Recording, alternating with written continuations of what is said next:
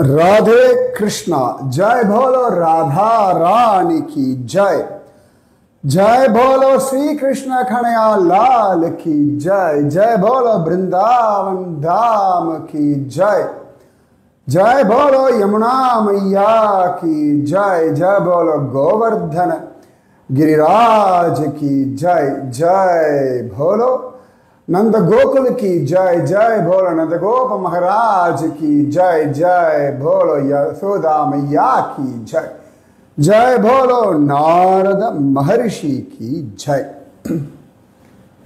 போன சத்சங்கத்தை சொல்லிட்டு இருந்தேன்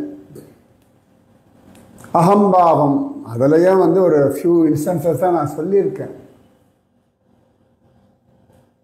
அது நிறைய உண்டு. இந்த அகம்பாவ லிஸ்ட் சொல்லியே இருந்தால் ஜென்மா போதாது, நிறைய இருக்குது.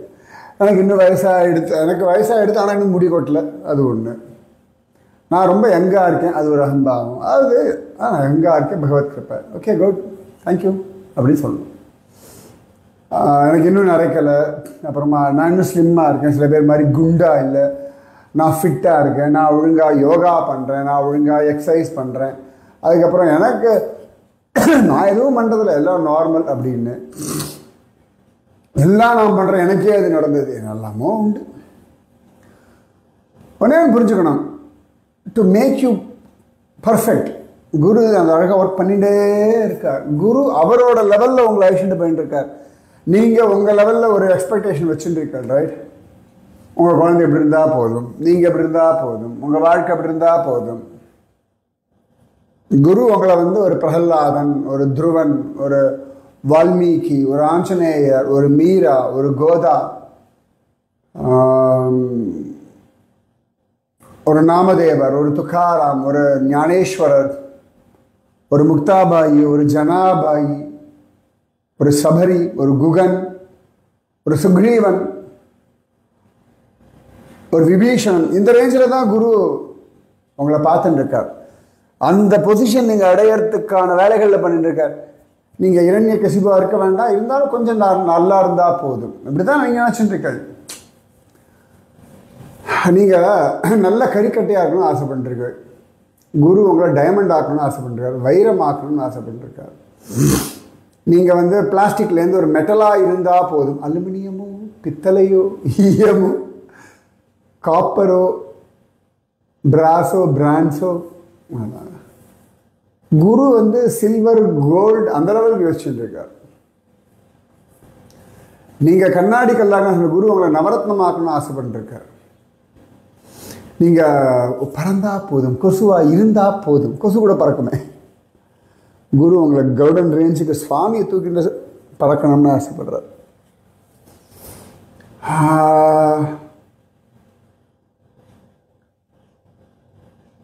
நீங்கள் யாராவது ரொம்ப உங்களை படுத்தினா பாம்பா சீரன்னு நினைக்கிறேன். குரு உங்களை 1000 தலை ஆதிசேஷனா சுவாமியை சுமக்கிற அப்படி ஒரு சீற்றம் இருக்கணும்னு ஆசைப்படுறார். நீங்கள் ஒரு மண் மேடாக இருக்கணும் ஆசைப்படுற குரு உங்களை ஹிமாலயமாக ஆசைப்படுறார். நீங்கள் ஒரு பக்கெட் தண்ணியாக இருக்கணும் ஆசைப்படுறாரு குரு உங்களை சாகரம் சமுத்திரமாக ஆசைப்படுறார். வசிஷ்டர் விஸ்வாமித்திரர் ஒரு சிம்பிள் ராஜாவாக ஆசைப்படல, பிரம்ம ரிஷியாக ஆசைப்பட்டார். வசிஷ்டரோட ஆசை தான் விஸ்வாமித்திரர் பிரம்ம ரிஷி ஆனார். பட் ரொம்ப கஷ்டம், வசிஷ்டர் வாயாலே பிரம்ம ரிஷி. குருவோட தர்மமே இதுதான். நீங்கள் உலகத்தோடைய கொண்டாட்டத்தில் மயங்கி கிடக்கள், குரு உங்களை குத்தம் சொல்லிகிட்டே இருப்பார். எஸ், உங்களை விடுறதை யார் சொல்கிறது? மனைவி சொல்லிட முடியுமா? புருஷன் சொல்லிட முடியுமா? பிள்ளை சொல்லிட முடியுமா? பந்துக்கள் சொல்லிட முடியுமா? ஃப்ரெண்ட்ஸ் சொல்லிட முடியுமா? கலீக் சொல்ல முடியுமா? ஒரு லெவல் வரைக்கும் சொல்லுவா. Beyond that who will? நீ அகம்பாவின்னு யார் சொல்ல முடியும்? குருவதோட யார் சொல்ல முடியும்? நீ சொல்ல பிசாசுன்ற வார்த்தையை குருவதோட வேறு யாராவது சொல்ல முடியும்? நீ உன் குடும்பத்தை விட்டுவிட்டு சும்மா உனக்கு பிடிச்சதை பண்ணுறதுக்காக குடும்பத்துக்கு அத்தனை பேரையும் வளர்ச்சின்னு இருக்காய் அப்படின்னு யாராவது தைரியமாக சொல்ல முடியும்? நிறைய பேர் நான் பார்த்துருக்கேன், குடும்பத்தில் யாரோ ஒருத்தர் இருப்பா, அவள் இஷ்டத்துக்கே எல்லாரையும் வளைப்பா. அந்த குடும்பத்தில் எல்லாருமே அப்படியே ஃப்ளெக்சிபிளாக இருந்தாலும் முடிஞ்சது கதை. இவா இஷ்டத்துக்கே வளைச்சுட்டு இருப்பா. அது குரு சொன்னால் அவள் கோவம் வரணும், அப்படிலாம் கிடையாது, நான் எல்லாரும் நன்மைக்காக போராடுறேன், எல்லாம் வசனம். தனக்காகவே எல்லாரும் இருக்கணும். சில பேர் உடம்பு பார்த்துக்கணும், பார்த்துக்க மாட்டா, சொல்லிட்டே இருப்பார் குரு. அப்புறம் உடம்பே முடியல, கடவுள் என்ன கஷ்டப்படுத்துறான், கடவுள் என்ன கஷ்டப்படுத்துறான். பாருங்களேன், உடம்பு பகவான் கொடுத்துருக்கான். ஒழுங்காக எக்ஸசைஸ் பண்ணுறவா ஃபிட்டாக இருப்பா, ஒழுங்காக அந்த டயட் ஃபாலோ பண்ணுறவா ஃபிட்டாக இருப்பா. கண்ணா அப்படின்னான்னு சாப்பிட்றது, கண்ணா அப்படின்னான்னு மொபைல் பார்க்கறது, சகட்டு மேனிக்கு டிவி பார்க்கறது, வம்பு பேசுறது, வெட்டியாக கிடக்கிறது, தூங்கிட்டு கிடக்கிறது, உடம்பு ஊதி போச்சு, வியாதியாக இருக்கு, கை கால் வலிக்கிறதுன்னா இதில் கடவுள் மேலே என்ன குத்தம், குரு மேலே என்ன குத்தம்? அனுகிரகம்னா உடனே இப்பொழுதே உன் உடம்பு ஃபிட் ஆகட்டும், நீ அப்படியே 6 பேக்ஸோட ஆகிவிடுவாய், உலகின் அதிசுந்தரியாக. அந்த கதையே நடக்காது, அதெல்லாம் வேலைக்கே ஆகாது. உடம்ப சுவாமி கொடுப்பார். எக்ஸசைஸ் பண்றவன் ஃபிட்டா ஜம்முன்னு இருக்கான், ரைட்? எக்ஸசைஸ் பண்ணவா பொதன்னு தான் இருப்பான். கண்டதையும் சாப்பிட்றவா உடம்பு வீணாக தான் போகும். என்ன வேணுமோ அளவு சாப்பிட்றவா நல்லா இருப்பார். அழகா வேலை கரெக்டாக சாப்பிடணும், நல்லா தூங்கணும், நல்லா எக்ஸசைஸ் பண்ணணும், மைண்டை சமாதானமாக வச்சுக்கணும். சுவாமி இதுக்கெல்லாம் வழி பண்ணி கொடுக்குறாரு. இதை ஃபாலோ பண்ண வேண்டியது உங்ககிட்ட தான் இருக்குது. எக்ஸசைஸுக்கான டைம் கொடுப்பார், கை கால் கொடுத்துருக்காரு. எக்ஸசைஸ் பண்ணுறதுக்காக சுவாமி டெய்லி வந்து பக்தா பக்தி வா அப்படின்னு சொல்ல மாட்டார், சொல்லுவார். நீங்கள் அந்த அளவுக்கு இருந்தால் வா கிருஷ்ணா கூட எக்ஸசைஸ் பண்ணால் நன்னா பண்ணுவான். எக்ஸசைஸ் சுவாமி ஃபஸ்ட் கிளாஸாக யோகா பண்ணுவான், ஃபஸ்ட் கிளாஸாக கூட நடப்பான். கிருஷ்ணா கூட வந்து வேலை பண்ணு ஃபஸ்ட் கிளாஸாக. அப்போ கோப குழந்தைகளோட அழகாக மாடு மேய்க்கலையா? எல்லாமே நடக்கும். நீங்கள் உங்கள் எஃபர்ட்ஸை போடணும், உங்களுடைய குற்றங்களை நீங்கள் புரிஞ்சுக்கணும். இவ்வளோ பெருசு எதுக்கு சொன்னேன்னா, இந்த அர்ஜுன மரங்களா அவர்கள் ஏனானார்கள் அப்படின்றது நாரதர் தன்னை மதிக்கலேன்ற கோபத்தில் இல்லை. ரிஷி அவருக்கு அவளுக்கே தெரியும். ஆனாலும் இப்படி திமிர் எடுத்துக்கான சாதாரண ஜனங்கள் என்ன பாடுபடுத்துவாவா, எப்படி பரிகாசம் பண்ணுவா. ஸோ இவர்களை அடக்கிறதுக்கு அவருடைய தவம். நாரதர் அப்படி ஒரு தபஸ் எவ்வளோ நாமஜபம் பண்ணுறதுனால யாருக்கு சாபம் கொடுத்தாலும் அவருக்கு ஒன்றும் தபஸெல்லாம் குறையவே குறையாது. ஏன்னா அவர்களுக்கு நல்லது பண்ணுறதுக்காக தான் இந்த சாபம். அப்போ 2 பேரும் மருத மரங்களா ஆயாச்சு. பகவான் போறான். ரிஷேர் பாகவதம் பாகவத முக்கியஸ்ய சத்யம் கர்த்தும் வச்சோ ஹரிஹி ஜகாமசனகைஸ்தத்ர யத்ராஸ்தாம் யமலார்ஜுனௌ. பாகவத முக்கியஸ்ய, பாகவதர்கள் முக்கியமானவர். சுகபிரம்மம் சொல்றார், வேதவியாசர் ரிஷேர் பாகவத முக்கியஸ்ய, பாகவதர்கள் முக்கியமான நாரத ரிஷியினுடைய வார்த்தையை சத்தியமாக்க சத்தியம் கர்த்தும் வச்சோ ஹரிஹி. அந்த ஹரியானவன ஜகாமசனகைஸ்தத்ர யத்ராஸ்தாம் யமலார்ஜுனௌ. ஸ்ரீமத் பாகவதம் தசமஸ்கந்தம் 10வது அத்தியாயம் 24வது ஸ்லோகம். பகவான் இப்படி உருட்டிண்டு உரலை இழுத்துண்டு போனான். போயிட்டு பகவான் யோசிக்கிறான். தேவர்ஷிர்மே பிரியதமோ யதிமௌ தனதாத்மஜௌ தத்ததா சாதயிஷ்யாமி யத்கீதம் தன்மஹாத்மனா. பகவான் சொல்றான், தேவரிஷி நாரதன் ரொம்ப பிரியமானவர். இவர்கள் குபேரனுடைய பிள்ளைகள். அதனாலே அந்த மகாத்மாவாலே என்ன சொல்லப்பட்டதோ அதை அப்படியே செய்கிறேன். இட்ட வழக்கு. பக்தர்கள் ஒரு வார்த்தை சொல்லியாச்சு, குரு ஒரு வார்த்தை சொல்லியாச்சுன்னா சுவாமி அப்படியே கேட்பான். இவனுக்கு தண்டனை கொடுத்து சரி பண்ணு அப்படின்னா தண்டனை கொடுத்து சரி பண்ணுவான். இவனுக்கு கொஞ்சம் திமிரில் ஆடுறா, இந்த திமிருக்கு காரணமானதை பிடுங்கிட்டு இவளை கொஞ்சம் அடக்கு அப்படின்னா சுவாமி அந்த திமிருக்கு காரணத்தை பிடுங்கிட்டு திமிரை பிடுங்கி அடக்கி நார்மல் ஆக்குவார். எஸ், அஃப்கோர்ஸ், நான் கண்ணெதிர்க்க பார்த்துருக்கேன், அனுபவிச்சிருக்கேன். குருஜி அம்மாவுடைய சிஷ்யனா இன்னைக்கு உட்காந்து இவ்வளவு தூரம் பேசிட்டு இருக்கேன்னா, எப்பெல்லாம் அகம்பாவத்தில் போறேன்னா அப்பெல்லாம் குருஜி அம்மா அப்படி ருத்ர தாண்டவம் ஆடுவா. கத்துறது திட்டுறதுலாம் கிடையாது. இந்த பார்வை, அந்த ஆக்ஷன்ஸ் ஒதுக்கி வச்சுட்டு போயிடுவா. அந்த அகம்பாவம் வராத வரைக்கும் அவ்வளவு க்ளோஸா இருப்பா. குழந்தையா பேசுவா, சிரிப்பா, அது இதுன்னு கேட்பா. இந்த அகம்பாவம் வந்தாச்சா நமக்கும் அவளுக்கும் சம்பந்தமே இல்லைன்னு போயிட்டு இருப்பா. அப்படி எல்லாம் பக்குவப்படுத்திருக்கா குருஜி அம்மா. சில சமயம் ரொம்ப அகம்பாவம் பீக்கவும் அழகாக அடி வாங்கி அடங்குவோம். நிறைய பேர் எனக்கு அப்பயே தெரியும், ஆஹா அவ பீக்கில் போயின்னு இருக்கான்னு. கரெக்டா நடா அன்னைக்கு பார்த்து எப்படி இருக்காவா? நான் சொல்ல, அம்மா அன்னைக்கு பேயாட்டம். ஓ, உனக்கே புரிஞ்சுடுதாடா, பேயாட்டம் ஆடினான்னு. இப்போ உங்க சிஷ்யா இருக்கா. உனக்கெல்லாம் முன்னாடிலாம் கோவம் வரும்ல, யாரையாவது நான் எதான சொன்னா எதான கண்டுக்கலன்னா நான் கை கூப்பிடுவேன், மன்னிச்சுடுங்கம்மா, அந்த பைத்தியக்காரத்தனம் என்னமோ எனக்கு எல்லாம் தெரியுன்ற நினைப்பு. அப்பாடா நான் பாக்யவதிரா, வேதத்தை புரிஞ்சுட்டான் கோபாலவல்லிதாசன் இப்படியா சொல்ல. வேதத்தை புரிஞ்சுட்டியே, வா உனக்கு என்ன ப்ரூவ் பண்ண வேண்டிய அவசியம் எனக்கு இல்லை. அது மாதிரி கண்ணில் கண்ணீர் வந்திருக்கு. எவ்வளவு ப்ரூவ் பண்ணுவா, எத்தனை விஷயத்தில் ப்ரூவ் பண்ணுவா, எத்தனை வாட்டி ப்ரூவ் பண்ணுவா. ரைட், ஆனால் கத்துண்டேன். சரியா? குரு தன்னை பணயம் வச்சு ஒவ்வொரு தடவை தான் அக்னி பரீட்சையில் இறங்கி நம்மளை மீட்கிறார். புரிஞ்சுக்கிறது இல்லை. புரிஞ்சுக்கோங்க, அவ்வளோதான். நீ எத்தனை காலம்தான் ஆனாலும் அது புரிஞ்சு போயிரு ஒரு நாள், அவ்வளோதான். புரிய வச்சே தீருவோம். கண்ணன் சொல்றான், தேவரிஷிர்மே பிரியதமோ, எனக்கு ரொம்ப பிடிச்சவராச்சே, அவர் சொன்னதை நான் செய்கிறேன். அப்ப பகவான் அழகா பார்க்கிறான். இத்யந்தரேனார்ஜுனயோ கிருஷ்ணஸ்து யமயோர்யயௌ ஆத்மநிர்வேஷமாத்ரேன திர்யக் கதம் முலுக்கலம். அவருக்கு பிடிச்சதையே பண்றேன்னு சொல்லிட்டு கிருஷ்ணன் என்ன பண்ணா, அந்த ரெண்டு மரங்களுக்கு நடுவில் அப்படி நுழைஞ்சா. நம்ம குழுக்கு முழுக்குன்னு இருக்கானா, அந்த உரலை இழுத்துண்டு வரானா, பின்னாடி உரல் கட்டி இருக்கா, இது முன்னாடி கண்ணங்கரேன்னு கொழுக்கு முழுக்குன்னு இருக்கா. இந்த மருத மரத்துக்குள்ள இப்படி நுழைஞ்சு அப்படி அவன் உள்ள நுழையிறதே சுக்கம். உரசரான ரெண்டு பக்கமும் இந்த மரத்துக்கு.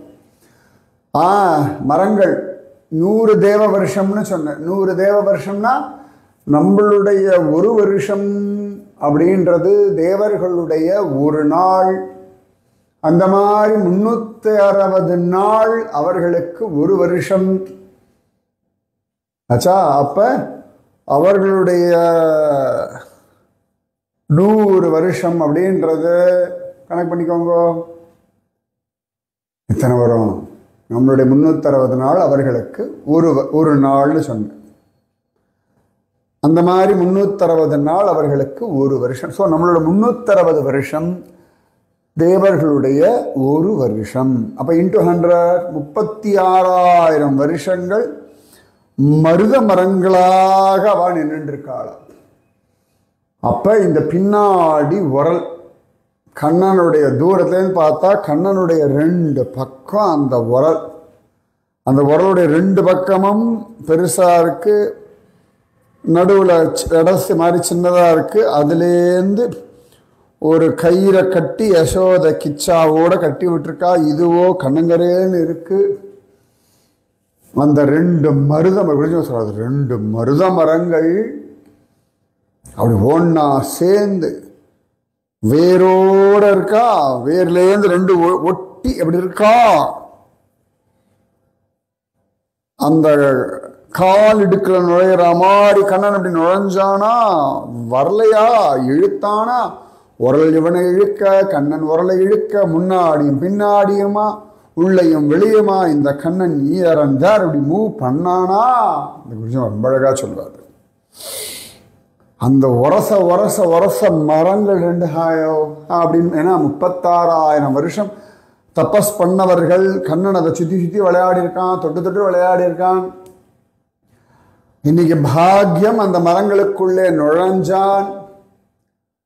ஜோரா உரல் வரலையா, இவன் எப்படியோ நுழைஞ்சு அந்த பக்கம் போயிட்டான். உரல் வரலையா, உரலை நன்னா இழுத்தானா, 2 மரங்கள்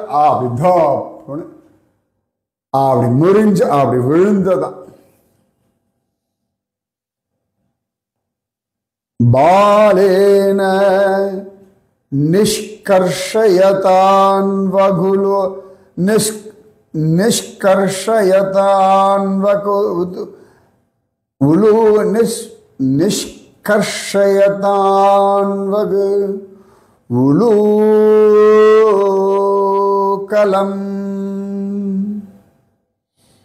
தத்தாமோதரேன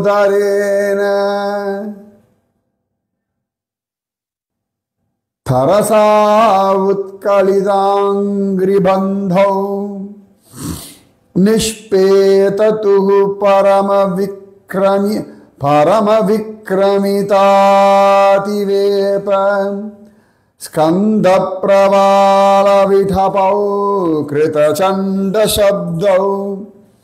தன் பின்னால் வருகின்ற அந்த உரளை பலமா இழுக்கிறவனும் இடுப்புல கயிறு கட்டிருக்க தாமோதரனான கண்ணனால அறுக்கப்பட்ட அந்த வேரெல்லாம் அப்படியே அருந்து கிருஷ்ணனுடைய பராக்கிரமத்தினால கிளைகள் இலைகள் சிறு கிளைகள்னு இருக்கக்கூடிய அந்த பெரிய மரம் ஒரு பெரிய அப்படின்னு அப்படி முனகிண்டு விழுந்த மாதிரி ஒரு பெரிய இறைச்சலோட தப்புன்னு விழுந்தது. அதை கண்ணன் அப்படி உள்ள நுழைஞ்சோன்னு 2 மருந்தவர்கள் அப்படியே ஹாயோ எவ்வளோ பெரிய பாக்கியம். நிஜமாவே இப்படி கண்ணன் நமக்குள்ள வர வேண்டாமா? அப்படி உள்ளே வரணும், நம்மளே அப்படி இழக்கணும், நம்மையே தந்துடணும். அகம்பாவத்தினாலே மருத மரங்களான பின்னும் நாரதராளுடைய கிருபையினாலே, அதாவது நம்ம அவர் சாபம் கொடுத்ததை பார்க்கிறோம். ஆனா இவளுடைய அக்கிரமம் அகம்பாவத்தினாலே மரமானா நாரதருடைய சாபத்தினாலே கிருஷ்ணன் உள்ள நுழைஞ்சுட்டான். இதுதான் உண்மை. நம்ம தோணும் இவ்வளோ பெரிய தண்டனை கொடுக்கலாமா, பசங்களா வஸ்திரம் உடுத்திக்கோன்னு சொன்னா போதாதான்னா, அதெல்லாம் முடியாது. அதெல்லாம் அந்த ரேஞ்சில் இருந்து பார்த்தா உங்களுக்கு தெரியும். நீங்கள் சாதாரண மனுஷாவெல்லாம் சொல்லுவேன், உங்கள் ஆத்து குழந்தை கத்தி எடுத்து 2 பேர் அப்படி கீறித்துன்னு வச்சுக்கோங்களேன். இல்லாட்டி பக்கத்தில் அறிவுகட்ட முண்டமே இங்கே வாயேன் அப்படின்னு உங்கள் ஆத்து குழந்தை சொல்லித்தனா வச்சு வெளுத்து வாங்குவேடா இல்லையா? என்ன பேசுகிறா? ஒரு மரியாதை இல்லை, ஒரு இங்கீதம் இல்லை. சின்ன குழந்தை தானே விட முடியுமோ? அதே தான். அந்த அந்த அறிவுகட்ட முண்டமேன்னு திட்டுறது. அதுக்கு விவரம் தெரியலன்னா கூட அந்த வாதம் சொல்லக்கூடாது இல்லையா? திரும்பி சொல்லக்கூடாதுன்னு அடிக்கிற அம்மா அப்பா. அதே மாதிரிதான் அகம்பாவத்தில் ஆடினா குருவும் ஒரு அடி கொடுப்பார், அடக்குவார், சரி செய்வார். அது பெரிய வேலை தெரியுமா? சும்மா கிடையாது. அதாவது நாசம் பண்றது இல்லை, சாபம்ன்றது. சாபம்ன்றது அவளை சரி பண்றது. சாபம் கொடுக்கறதுன்றது அவர்களுடைய தவறை அவர்களுக்கு புரியும்படியாக சுட்டி காட்டுவது, சுட்டி காட்டி சரி பண்றது, திருத்துவது. பரீட்சை பேப்பரை திருத்துற மாதிரி உங்களை திருத்தின்னு இருக்கார்.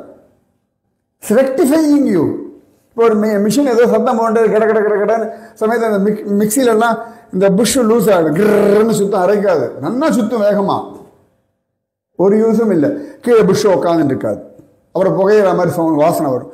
அதுக்கப்புறம் அந்த பழைய புஷ்ஷை கழட்டிட்டு அப்புறம் அந்த புது புஷ்ஷை மாட்டி அது உட்காரதான் செக் பண்ணி அதுக்கு அந்த புஷ்ஷை கழட்டுறதுக்கு அந்த ஸ்க்ரூ டிரைவர் சுற்றி எல்லாம் வச்சு தட்டி எடுப்பாள். அந்த டைட்டாக உட்காந்துருக்கும். அதை கழட்டிட்டு புதுசாக ஒன்று போட்டு டைட் பண்ணி அப்போ அந்த மிக்சிக்கு வலிக்கிற மாதிரி தான் இருக்கும். ஆனால் வேறு ஆப்ஷன் அது ஒழுங்காக ஓடணும்னா இந்த வேலை. அதுக்கப்புறம் மிக்சி சர்ன்னு சுற்றும், இல்லாட்டி பிளேடு சுற்றும், அரைக்காது இல்லை. சமயத்தில் சைக்கிள் வேகமாக ஓட்டும் போது டக்குன்னு அந்த செயின் கழண்டிடும். அதுக்கப்புறம் பெடல் வேகமாக சுற்றும், ஆனால் வண்டி ஓடாது. அதுக்கப்புறம் வண்டியை நிறுத்தி வச்சு அப்புறமா ஸ்டாண்டை போட்டு இந்த செயினை அப்படி மாட்டுவோம் சைக்கிளில். அது ஒரு முக்காக தான் மாற்ற முடியும். அது ஃபுல்லாக மாட்டினா கொஞ்சம் பெடலை அழுத்தி அப்படி சுற்றணும். அந்த மொமெண்ட் கொஞ்சம் ப்ரெஷர் கொடுத்தா தான் அது கரெக்டாக அந்த செயின் போய் அந்த பல்லில் உட்காரும். அப்புறமா தான் திரும்பி சைக்கிள் ஓட்ட முடியும். சமயத்தில் அந்த செயின் ரொம்ப லூஸ் ஆகிடும் சமயத்தில். அதுக்கப்புறம் செயினில் ஒரு லிங்கை கட் பண்ணி அந்த செயினை திருப்பி ரீலிங்க் கொடுத்தோன்னா டைட் ஆகிடும். தென் கரெக்டாக போகும். எத்தனை பேர் பார்த்துருக்கான்னு தெரியல, மாவு மில்லில் அந்த ஒரு பெல்ட்டை சுற்றும். அந்த 2 புள்ளிக்கு நடுவில் மோட்டர் இருக்கும். மோட்டர்லேருந்து மாவு மிஷினில் ஒரு புள்ளி இருக்கும், பெரிய பெல்ட் ஒன்று சுற்றும். இது ஓட ஓட ஓட ஓட ஓட என்ன ஆகும்னா அந்த பெல்ட்டை லூஸ் ஆகும். அப்பப்போ அந்த பெல்ட்டை வந்து டைட் பண்ண இல்லாட்டி புள்ளிப்பட சுற்றின்னு இருக்கும். இங்கே மிஷின் ஓடாது, மோட்டர் ஓடும், மிஷின் ஓடாது. அதுக்கப்புறம் அந்த மிஷினை கொஞ்சம் அப்படியே தள்ளி அதுக்கப்புறம் அந்த பெல்ட்டை எடுத்து கட் பண்ணி திருப்பி அந்த கிளாம்பு போட்டு அதுக்கப்புறம் திருப்பியும் போடுவாங்க. சின்ன வயசு அதெல்லாம் பார்த்தது. அப்போ லூஸை டைட் பண்ணணும். இல்லை டைட் பண்ணும்பொழுது கொஞ்சம் இன்னும் எக்ஸ்ட்ராவாக அதுக்கு வேலைகள்லாம் பண்ணணும். இது மிஷின் ரிப்பேர் ஆகிடுதுன்னா சரி பண்ணணும், அவ்வளோதானே. உங்களை சரி பண்ணிட்டு இருக்கா, ரிப்பேர் ஆகிடுது ரீபேர் பண்ணிட்டு இருக்கா. நீங்கள் ரிப்பேர் ஆகிட்டு ரீபேர் பண்ணிட்டு இருக்கா, ஞாபகம் வச்சுக்கோங்க. ஸோ கண்ணனுடைய கிருபை, நாரதனுடைய அனுகிரகம், மரமாயிருந்த மரப்பசங்க மரமண்டைகள்னு அந்த மாதிரி 2 பேரும் முறிஞ்சு விழுந்தானுங்க. தத்ர ஸ்ரீயா பரமயா ககுபஹ ஸ்புரந்தௌ சித்தாவுபேத்ய குஜயோரிவ ஜாதவேதாः கிருஷ்ணம் பிரணம்ய சிரசா அகிலலோகநாதம் பத்தாஞ்சலி விரஜசா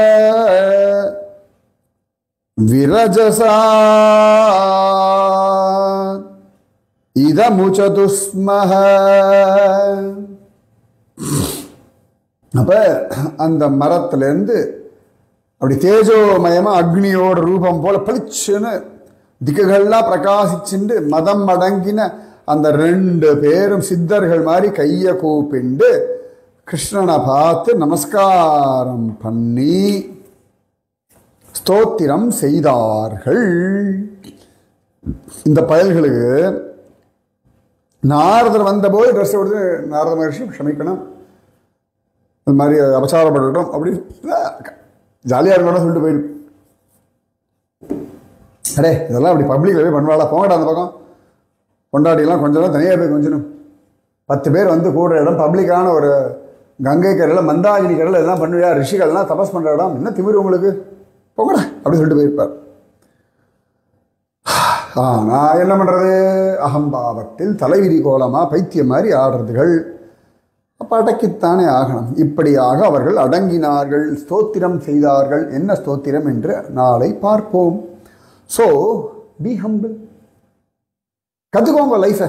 ராதே கிருஷ்ணா, ராதே கிருஷ்ணா, கிருஷ்ணா ராதே, ராதே கிருஷ்ணா, கிருஷ்ணா ராதே, ராதே கிருஷ்ணா, கிருஷ்ணா ராதே, ராதே கிருஷ்ணா, கிருஷ்ணா ராதே. जय बोलो राधा रानी की जय, जय बोलो श्री कृष्ण कन्हैया लाल की जय, जय बोलो वृंदावन धाम की जय, जय बोलो यमुना मैया की जय, जय बोलो गोवर्धन गिरिराज की जय, जय बोलो नंद गोकुल की जय, जय बोलो नंदगोप महाराज की जय, जय बोलो यमुना मैया की जय. राधे कृष्णा.